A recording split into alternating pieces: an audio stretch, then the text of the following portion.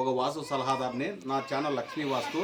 ప్రతి ఒక్కరూ సబ్స్క్రైబ్ చేసి లైక్ చేసి కామెంట్ చేయండి. మనం ఈరోజు ముదిగుబ్బులోకి వచ్చినాము. ఈ ముదిగుబ్బులో వాస్తు విజిట్ చేయడం ఏంటి అయితే ఈ కండిషన్ ఏమంటే తూర్పు మెయిన్ గేట్ ఇచ్చినాడు.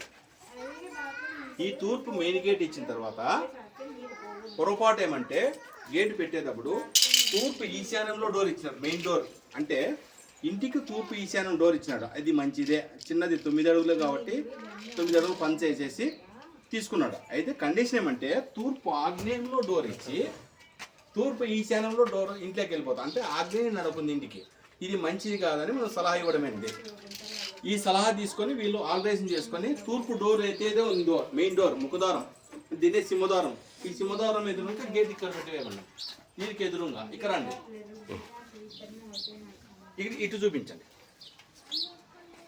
ఇక్కడ మన గేట్ మెయిన్ గేట్ పెట్టమన్నాం. ఈ గేట్ నుంచి చూస్తే